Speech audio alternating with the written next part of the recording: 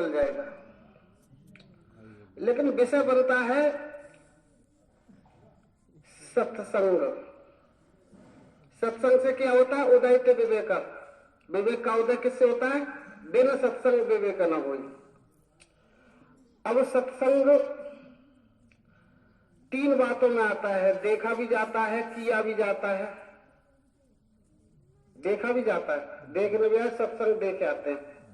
लेकिन जो वास्तविक रूप में सत्संग है, सत्संग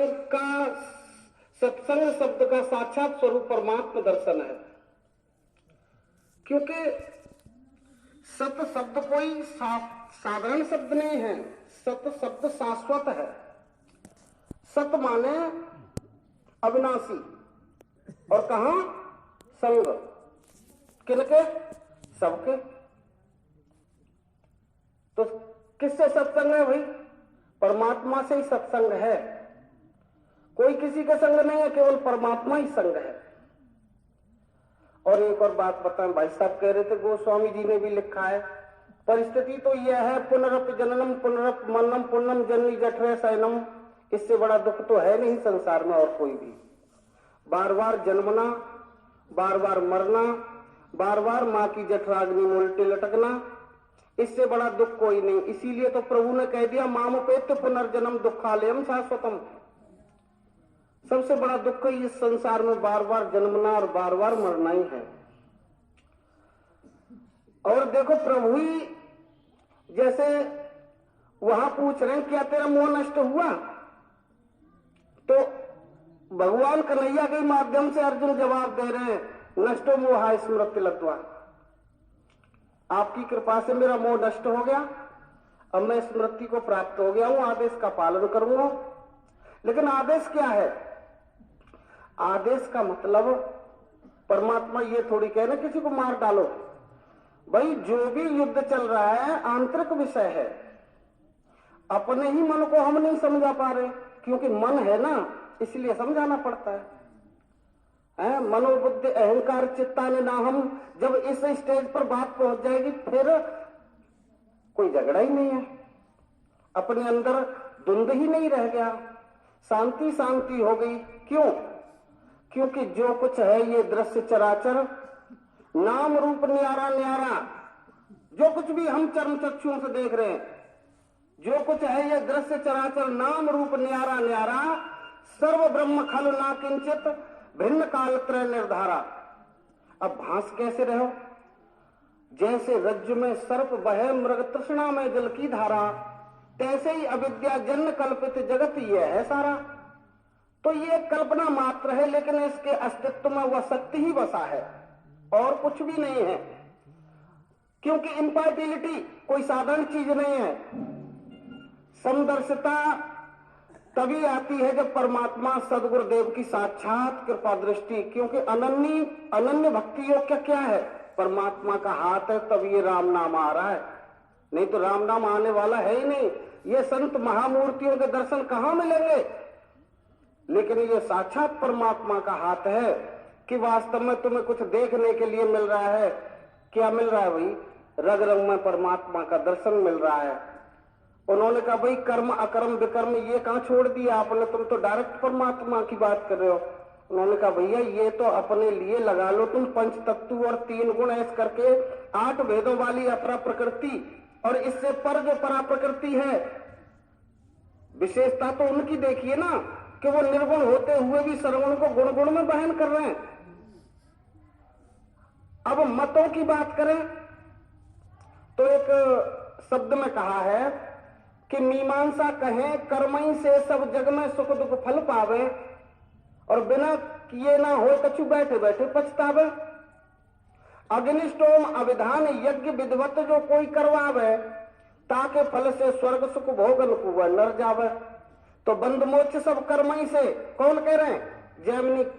जैमिनी महाराज कह रहे हैं बंद मोक्ष सब कर्मई से, जैमिनी समझाने वाले।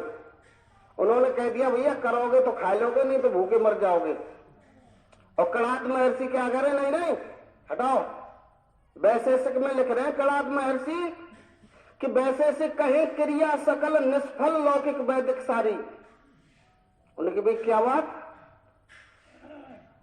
वैसे से कई क्रिया सकल निष्फल लौकिक वैदिक सारी, समय बिना करे कोई वृथा हृदय में हटधारी। कैसे? जैसे ग्रीष्म ऋतु में बीज बोए ज्यों खोए दे नर अविचारी, होए न एक कण बहुशीष यत्न दे दे मारी। तो कर्म से प्रबल कड़ाद में ऐसी समय को बतलाने वाले उनकी भी कर्म को पीछे छोड़ो, समय की कृपा है सब, जबकि समय और कर्म का युग्म है। हमारे महाराज कह रहे हैं कि देखो, गौतम ऋषि कह रहे हैं कि नैयायिक निशेष पदार्थ कर्तुजन्य अनुमान करे, कार्य रूप से काल और कर्म को क्रम निर्माण करे। कैसे? शीतकाल में धूप, पसीना आएगा, शीतकाल में धूप, धूप में वर्षा को सामान करे, बलि को निर्बल चाहे वह निर्बल को बलवान करे। गौतम सब जग का करता, ईश्वर को ठहराने वाले, सब ईश्वर की कृपा है। दर्शन हो रहा है, ये ईश्वर की कृपा है। तो वेद व्यास जी कह रहे हैं, भाई जो कुछ भी हमें नजर आ रहा है, अगर हमने सबके मूलाधार में उस तत्व का अनुभव किया तो हमें निश्चय ही उस परम तत्व का दर्शन हो जाएगा। अब जैसे अभी शरीर की बात चल रही थी, अब जिसको मैं मेरा शरीर मैं मान बैठा हूं, ये निसंदेह मेरी थोड़ी सी अज्ञानता है। क्योंकि प्रभु कह रहे हैं 8वें अध्याय में, प्रभु को पूछ लिया 7वें अध्याय में कह आए थे प्रभु कि वो ब्रह्म अध्यात्म कर्म इत्यादि सबको जानता है। तो उन्होंने पूछ लिया कि वह ब्रह्म क्या है, कर्म क्या है, अध्यात्म क्या है, अद्भुत क्या है, अधिदैव क्या है, अधियज्ञ कौन है और इस शरीर में कैसे है। जैसे मास्टर जी ने सवाल निकाल के दे दिया, उन्होंने कि भाई सिद्ध करो। सवाल तो निकाल दिया लेकिन सिद्ध करना है। सब शरीरों में परमात्मा है, सब जानते हैं भाई घट घट वासी हैं, लेकिन वहां प्रश्न कर दिया अर्जुन ने कैसे हैं। तो इस विषय पर गौर किया जाए तो देखो कहते हैं सत्संग, वो सत्संग है। विश्वास करना चाहिए कि वो सत्संग है। हमने देखा है कि ऐसे शरीरों के तांबूल कितने जमीन में दबा दिए गए, कितने गंगा नदियों में बहा दिए गए, या कितने चिताओं में जला दिए गए। लेकिन ये कब तक रखा जाएगा भाई? उन्होंने कहा भाई माचिस को कितनी देर रखते हो तुम जेब में, ये बताओ। बीड़ी सुलगाते हो तो माचिस को कितनी देर रखते हो? उनके भाई माचिस को तो तभी तक रखेंगे उसमें तीली है। और उनकी वो काउतरे जेब में दब के टूट गई तो उनकी संभाल के फिर भी रखेंगे क्योंकि तीली है। ऐसे ही शरीर को समझिए माचिस, श्वासें समझिए तीली, और जब तक श्वासें हैं, मैंने देखा महाराज जी इधर से भी फटा पड़ा है, इधर से भी फटा पड़ा है, खुला पड़ा कबूतर के से पंख, लेकिन फिर भी रखे हैं। क्यों? क्योंकि तीलियां बाकी हैं। हाँ, तो सहज योग अगर हम देखा जाए, थोड़ा सा संतों से हम सीखते हैं कि प्रभु हमें ध्यान बता दो, ध्यान करें तो किसका करें और कैसे करें। उन्होंने कहा भाई ध्यान में तो अगर ध्यान का सत्य स्वरूप समझा जाए तो अगर हम चित्त में किसी भी मूर्ति को लाते हैं वो काल्पनिक है। किसी भी मूर्ति को XYZ, अगर हमने कृष्ण की भी मूर्ति अपने मस्तक में बसाई तो वो भी काल्पनिक है, क्योंकि अंत तो गत्ता उसको भी भूल सकते हो। लेकिन इंसान अपने स्वरूप में अगर स्थित हो जाए तो अपना स्वरूप भुलाया नहीं जा सकता, क्योंकि ये श्वास जो है अपने आप भजन कर रही है। ओम हरि, ओम हरि। तो अगर ओम हरि के जाप में हम श्वास ऑटोमेटिक जो जाप कर रही है, इसमें अगर हम प्रवेश कर जाएं तो ये सहज योग बताया है। क्योंकि सहज योग में बाहर से कुछ भी लेने देने की जरूरत नहीं है, उसको ज्ञानी लोग अजपजाप भी कहते हैं। लेकिन एक बात तो खास है कि जप तप, देखो सांख्य शास्त्र का कथन है गुरु, ध्यान देना, जप तप व्रत संयम करके नर चाहे जितना कष्ट सहे, प्रकृति पुरुष के विवेक बिन मोक्ष नहीं, ये सांख्य का है। चाहे वन में जाए, चाहे ज्ञानी बन के घर में रहे, परंतु बैरागी हो, ईर्ष्या त्यागे, किसी के प्रति कोई छल छद्म, किसी भी प्रकार का कोई ईर्ष्या नहीं होनी चाहिए। जप तप व्रत संयम करके नर चाहे जितनो कष्ट सहे, प्रकृति पुरुष के विवेक बिन मोक्ष नहीं, ये सांख्य कहे। चाहे वन में जाए, चाहे ज्ञानी बन के घर में ही रहे, पर बैरागी हो ईसना त्याग है। ईसना त्याग देना, उसके बाद फिर चाहे त्रैदंड कहे, कितना भी मतलब परिश्रम कर ले जप तप में, लेकिन प्रकृति पुरुष का अनुभव करना बहुत जरूरी है। क्षेत्र क्षेत्रज्ञ विधीयते कह के इसी विषय को भगवान योगेश्वर ने गीता में दोहराया था। तो उसी विषय को लेके चलते हैं और इसी विषय के वास्ते देखा जाए कि हम परमात्मा को ढूंढ रहे हैं। भाई हम परमात्मा को ढूंढ रहे हैं। परमात्मा ने पहले तो ये धुकी नीचना को खेला है, जैसे बच्चे खेलते हैं, उनकी हम दुबक गए, अब तुम ढूंढो, अब तुम चोर बन गए तो तुम ढूंढो और हम दुबकेंगे। ऐसे ही परमात्मा ने कहा, भाई मैंने संसार में तुम्हें भेजा है, मैंने तुमको ढूंढ लिया, निधान में से ढूंढा है तुम सब जीवात्माओं को, अब मैंने संसार में भेज दिया, अब तुम मुझे ढूंढ के दिखाओ। और कहां बैठा है परमात्मा? बना के मूर्ति सुंदर है बैठा आप सीने में। न कोई पूजता उसको, न कोई पूजता उसको, लगे मृग जल के पीने में, भटकते द्वारका काशी फिरे मक्का मदीने में। जा कारण बन बन फिरे वो बैठो घटमान, बस तो कहीं और खोजे कहीं, तो कैसे पावे ताए। अब हमारी कोई चीज पुष्प यहां रख दिया और हम ढूंढ रहे हैं वहां, तो नहीं मिलेगा।